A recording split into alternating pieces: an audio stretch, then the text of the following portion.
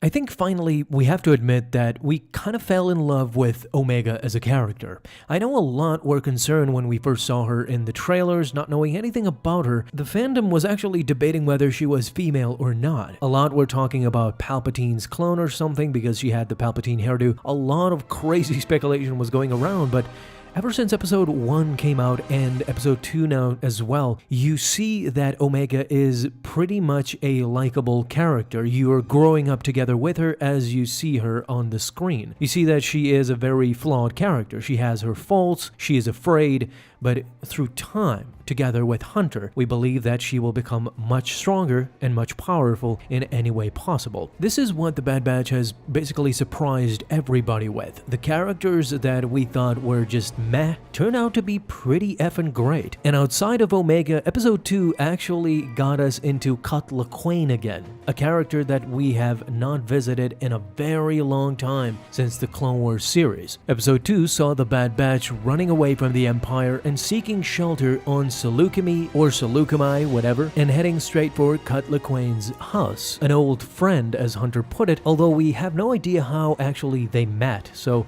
I'm gonna make a video about that as well. How does the Bad Batch know Lawquane?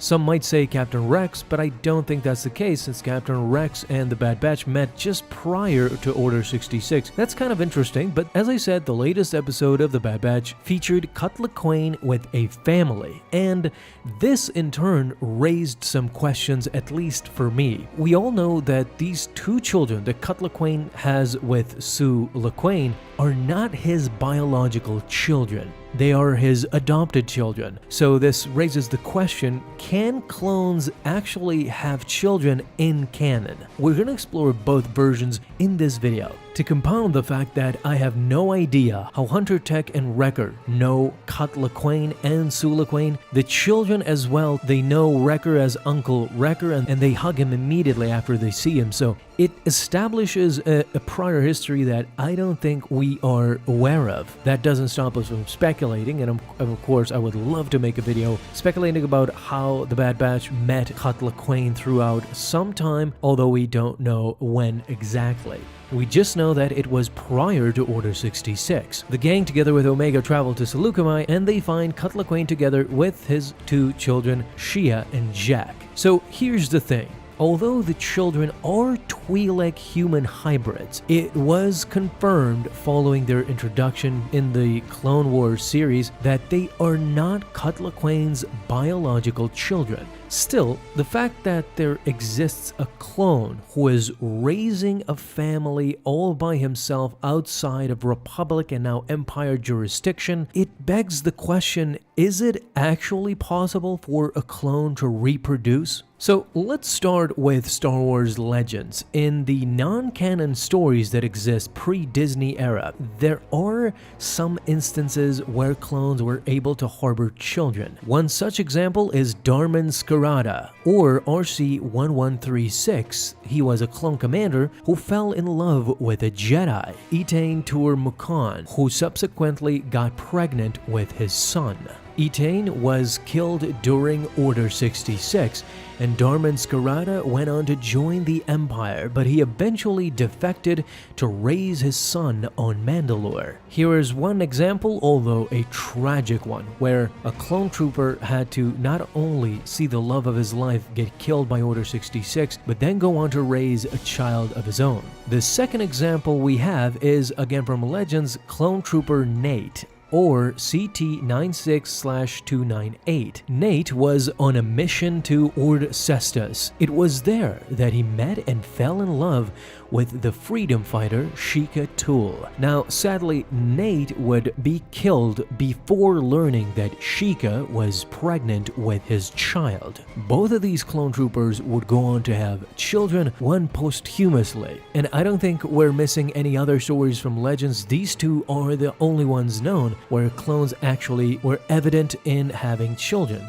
So basically in Star Wars Legends, clone troopers were fertile. They could bear children. However, in Star Wars canon, in Disney canon, there is so little evidence of that. I don't think that clone troopers could actually have children, but there are some hints that there might be a way for clones to actually be fertile. You see, in the novel Force Collector, there is a junk shop merchant on Utapau named Skonto who actually claimed that his father was a clone trooper. Although these might be just tall tales, if we take this into account, it certainly seems possible that the clones have children, since Skonto is actually a byproduct of Jango Fett clones. But without any real confirmation of Skonto's parentage, it's really hard to say that for certain. I would take this as a tall tale, circumstantial evidence and not real hard evidence that in Star Wars canon, clone troopers can actually have children. So basically in Legends, yes, they could have children.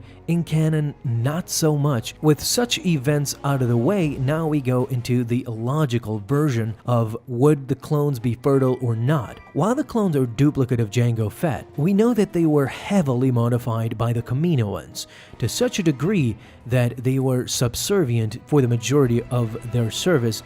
In the case of the Bad Batch, these modifications are very extreme. They altered their appearance and enhanced certain skills. This is what basically made them defective from the regs. Even regular clones are modified to be less aggressive and more compliant than their original template, Jango Fett. Now, with this in mind, it's possible that the Kaminoans also modified the clones to decrease their sexual urges, wanting them to be focused only on their duties as soldiers and nothing else, provide an army for the Republic. If all these clones went rampant with sexual energy, it might not only lead to some rebellious clones, but also to atrocities as well, since these clones are going from planet to planet occupying many innocent peoples. If this is definitely the case, and it is the logical conclusion that the Kaminoans would decrease the sexual urges of the clones, then it's just as possible that the Kaminoans could have modified the clones to just be infertile, as they wouldn't need for them to reproduce naturally. You see, we're also forgetting the contract that Kamino had with the Republic. The Kaminoans were getting paid heavily to create these clones. If all this clone armada could just reproduce naturally, could have children, then the Republic wouldn't have no need of hiring the Kaminoans further and making more clones. They would just get the clones to reproduce and get the middleman out of their way. Maybe the Republic could enhance the growth of these children with their own scientists. Whatever the case may be, in the end, it was in the best interest of the Kaminoans to completely make the clones infertile. Lawquane even says this to Hunter when discussing Omega. He tells Hunter that the Kaminoans don't create without a purpose, and so it's unlikely that they see a purpose in creating clones who could procreate. Throughout all this, we know that the Kaminoans relied on the conditioning and training of the clones to keep them in line. If there's a possibility that the Kaminoans did not make the clones infertile, then logically we come to another conclusion where it's less about the clones being infertile, unable to have children, and it's more about the lifestyle that they have. They basically wage war all the time, and this would explain why clones having children would be such a rare occurrence in both Legends and an impossibility in canon, basically, because the life of a clone so rarely lends itself to settling down and starting a family. A clone will be subservient and will serve the Republic forever and ever. They have no clone retirement program per se. So this is actually what makes Lawquane so unique, because even though his children are not his biologically, he still desired having a family over returning to the army. Again, this is why seeing him in episode 2 was so refreshing, to get that perspective once more. Guys, what do you think? Can clones have children in Star Wars canon, or did I not make a good enough case to prove that? Guys, thank you so much for watching this video, and if you enjoyed, leave a thumbs up down below, subscribe for dailies. Now you have an awesome day, Star Wars fans. I'll see you in the next video, and may the Force be with you. Until then.